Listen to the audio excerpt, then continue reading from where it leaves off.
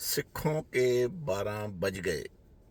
ਇਹ ਕਹਾਵਤ ਬਹੁਤ ਹੀ ਮਸ਼ਹੂਰ ਆ ਤੇ ਸਿੱਖਾਂ ਨੂੰ ਚਿੜਾਉਣ ਲਈ, ਜਲੀਲ ਕਰਨ ਲਈ ਅਕਸਰ ਵਰਤੀ ਜਾਂਦੀ ਆ, ਬੜੇ ਹੀ ਘਟੀਆ ਅੰਦਾਜ਼ ਦੇ ਵਿੱਚ। ਤੇ ਮੈਂ ਇਹਦੇ ਬਾਰੇ ਥੋੜਾ ਜਿਹਾ ਹਿਸਟਰੀ 'ਚ ਜੋ ਪੜ੍ਹਿਆ ਉਹਨੂੰ ਮੈਂ ਆਪਣੇ ਹਿਸਾਬ ਨਾਲ ਥੋੜਾ ਜਿਹਾ ਵਿਸ਼ਲੇਸ਼ਣ ਕਰੂੰਗਾ। ਹੈ ਤਾਂ ਹਿਸਟਰੀ ਦਾ ਹਿੱਸਾ, ਪਰ ਥੋੜਾ ਹਲਕੇ ਫੁਲਕੇ ਅੰਦਾਜ਼ ਦੇ ਵਿੱਚ ਪੇਸ਼ ਕਰਨ ਲੱਗਾ, ਤੇ ਤਾਂ ਕਿ ਕਿਤੇ ਲੋੜ ਪਵੇ ਤੇ ਜਵਾਬ ਤੁਹਾਨੂੰ ਪਤਾ ਹੋਵੇ। ਵੈਸੇ ਤਾਂ ਤੁਹਾਨੂੰ ਪਤਾ ਹੀ ਹੋਣਾ ਵਾ, ਮੈਂ ਚਲੋ ਆਪਣੇ ਹਿਸਾਬ ਨਾਲ ਵੀ ਦੱਸਦਾ। ये बात है लगभग 250-300 साल पहले की, जब सिख गुरीला युद्ध के माध्यम से रात के 12 बजे, जो बोलते हैं ना 12 बज के, उनको ये नहीं पता कि दोपहर के जहाँ रात के, रात का मतलब 12 AM, अर्ली मॉर्निंग, नई डेट शुरू होती है तब की। तो खैबर पास है, जो खैबर दरा है, उत्तर पश्चिम में भारत के, जो पाकिस्तान, अभी मौजूदा पाकिस्तान है, अफ़गानिस्तान और ईरान, इराक, खुरासान, जो भी उन मेसोपोटामिया पुरानी सभ्यताओं से जोड़ने का इंडिया में लैंड के, धरती के जरिए आने का एक रास्ता था। और खैबर दरा उसको बोलते हैं, खैबर पास से सदियों से लुटेरे आते थे, जिनमें से जो, वैसे तो ये 10 सदियों की हिस्ट्री है, पर हम ज़्यादा पुराना नहीं जाएंगे। हम नादिर शाह, क्या दुरानी, अहमद शाह अब्दाली, इसके हिसाब से, क्योंकि ये सिख इतिहास के साथ जो मैच करता है। और जो अभी मुग़लों का इतिहास मिटा रहे हैं, तो अगर मुग़लों का इतिहास मिट जाएगा तो सिखों का इतिहास भी मिट जाएगा, जिसके बारे में अभी बात करने लगा हूँ।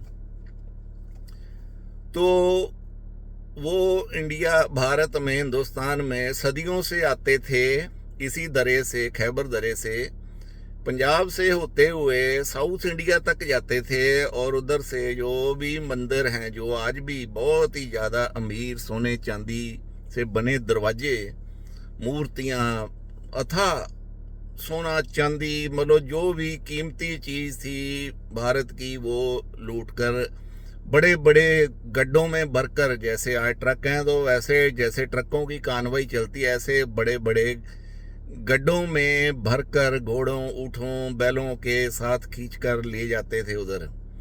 और जब उनको कोई रुकावट नहीं मिलती थी, इधर कोई मुकाबला करने वाला नहीं था, क्योंकि भारत देश छोटे छोटे टुकड़ों में बटा हुआ था, भौगोलिक ही नहीं, सामाजिक तौर पर भी।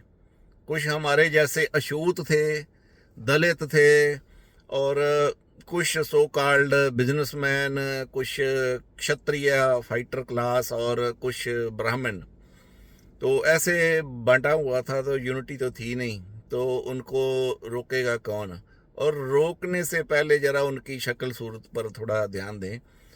जो उधर से आते थे, उनकी इतनी बड़ी बड़ी मूछें, इतनी बड़ी बड़ी दाढ़ी, और 7-7 फुट के जवान होते थे, जो ब्रेकफास्ट में 5-7 मुर्गे खाना उनके लिए बहुत छोटी बात थी। और दोपहर के और रात के खाने में तो वो घोड़े, ऊँट, बकरे और बड़े बड़े झोटे, जो भैंसे बोलते हैं, वो खाते थे। और खूंखार बहुत ज़्यादा थे, और शराब के तो शौकीन थे। तो अफ़गानिस्तान में अफ़ीम की पैदावार तो होती है, तो अफ़ीम के भी बहुत शौकीन थे। तो जब वो मैदान में वो खा पी कर उतरते थे, तो उनका सामना करना किसी खाला जी का बाड़ा नहीं था। कोई उनके सामने, उनको देखकर ही कईयों की तो मुँह, टटी मुँह निकल जाता था। तो उनको रोकेगा कौन, लड़ेगा कौन? वो बहादुर मार्शल, क्या बोलते हैं कि दरिंदे थे पूरे, इंसान से ज़्यादा तो वो दरिंदे थे। पर फिर भी एक भूख होती है, जैसे पेट की भूख, ऐसे एक काम की भूख होती है, जिसके लिए चाहिए औरत। तो जब वो सोना चांदी ले जाते थे, कोई विरोध नहीं करता था, तो फिर उन्होंने औरतों को भी साथ में ले जाना शुरू कर दिया, और ले जाते थे। और आप तो जानते हैं, जब भी शराब पी हो, अफीम खाई हो, और तो मज़ा करने का तो रह नहीं सकता आदमी। तो फिर वो पूरा यूज़ करते थे, वो सोना चांदी की ऐश करते थे, और जो औरतें साथ ले जाते थे, उनको भी, उनकी भी बहुत ज़्यादा सेवा करते थे। और समझ गए, मतलब सेवा कितनी करते होंगे वो। और बाद में जब मन भर जाता था तो उधर मीनार है एक, आज भी है, उसको मीनारे 2 दिनार बोलते हैं, कि उधर मेला लगता था। जैसे अभी पशु मंडी लगती है, सब्जियों की मंडी लगती है, ऐसे उधर औरतों की मंडी लगती थी। वो औरतें जो वो हिंदुस्तान से लेकर जाते थे, जब उनका मन भर जाता था पहले आप रगड़ते, बाद में उसको बेच देते, घर का काम कराते गुलामों जैसे। तो ये हिस्ट्री चल रही थी कई सदियों से। तो 600 साल पहले जब सिख शुरुआत हुई तो इसी it was the reason Sikh क्यों आए। गुरु नानक ने ये क्यों कहा वो सिख मुसलमान कोई नहीं है, अच्छे इंसान है वो, और गुरु गोबिंद सिंह जी तक उन्होंने इनको खालसा बना दिया। खालसा खालिस्तान से नाम के जो नफरत है उसका मतलब भी किसी वीडियो में बताऊंगा। तो उनको है तो इधर के जंपल दलित शूद्र जिनको सदियों से पैर के जूते के नीचे रखा जाता था, तो वो सारे गुरु साहब की बराबरी, इंसानियत, लंगर, सरोवर स्नान, सभी को बराबरी का हक, घोड़े पे चढ़ने की, हथियार रखने की, पगड़ी बांधने की, मतलब जो जो मुगल मना करते थे वो सब करना है, और जो वो करते हैं वो नहीं करना। मसलन जैसे वो कुट्ठा हलाल खाते हैं वो नहीं खाना, वो स्मोकिंग क्या क्या नहीं करते, तंबाकू नशे करते हैं वो नहीं करना। तो ऐसे एक बहादुर कौम पैदा की गुरु साहब ने। ये 250 साल लगे इसमें।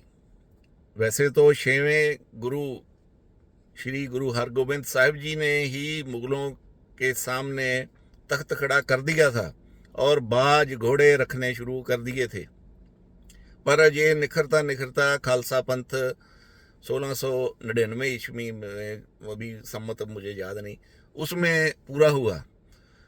तो जब ये लुटेरे जाते थे वापस तो उनके पास हीरे चांदी जो भी सोना औरतें होती थी, और सोच लें कि अगर इतना सामान लेके जाना तो उनकी गिनती कितनी होगी, उनका नंबर ऑफ सोल्जर्स, और जो लुटेरे थे दरिंदे थे उनकी गिनती कितनी होगी, वो लाखों में होते थे, लाखों में नहीं तो हजारों में तो पक्का होते थे।